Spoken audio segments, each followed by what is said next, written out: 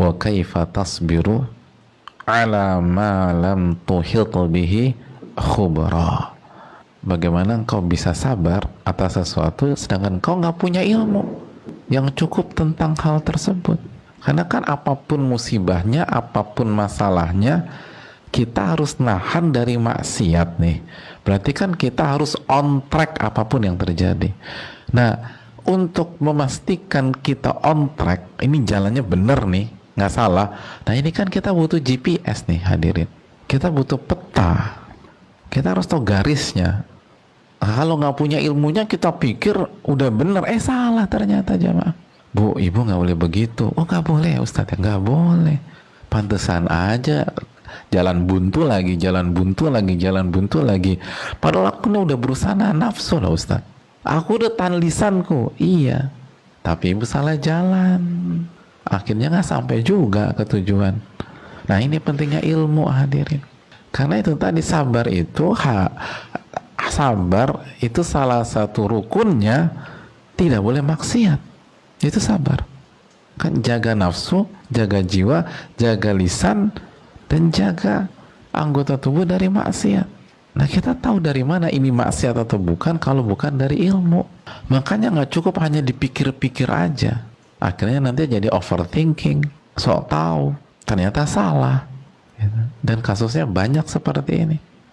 Dan nggak cukup hanya pokoknya kita serahkan aja kepada Allah. Pokoknya aku serahkan aja kepada Allah. Betul, serahkan kepada Allah itu salah satu rukun. Tapi kan nggak cukup hanya serahkan kepada Allah. Simpel aja ginilah hadirin.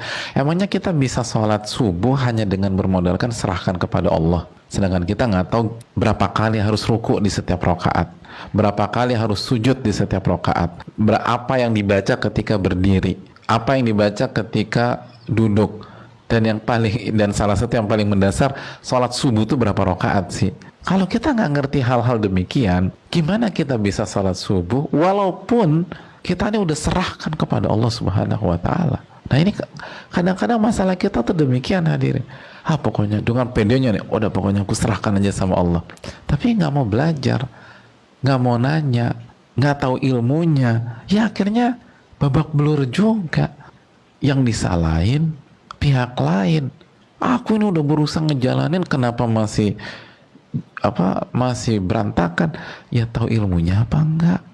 Aku kan udah serahkan kepada Allah. Iya itu tadi. Emangnya cukup puasa Ramadan hanya modal serahkan kepada Allah? Kan kita harus tahu ilmunya tentang kapan mulai, kapan berakhir.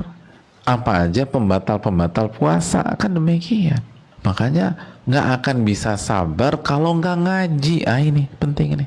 Nggak akan bisa merubah cobaan, musibah menjadi anugerah kalau nggak nuntut ilmu. Itu jamaah.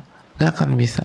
Nggak akan bisa merubah ujian menjadi kenikmatan kalau kita nggak duduk di hadapan firman-firman Allah dan hadis-hadis Nabi Sallallahu Alaihi Wasallam. Terus kita belajar deh. Nggak bisa. Yang ada nanti kita hanya bicara sebatas global-global aja. Narasi global itu penting lah hadirin. Tapi kan breakdown juga penting. Gimana?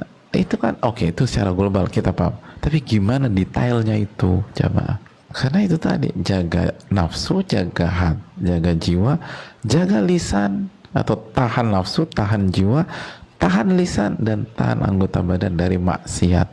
Berarti kita butuh tahu mana yang maksiat, mana yang bukan.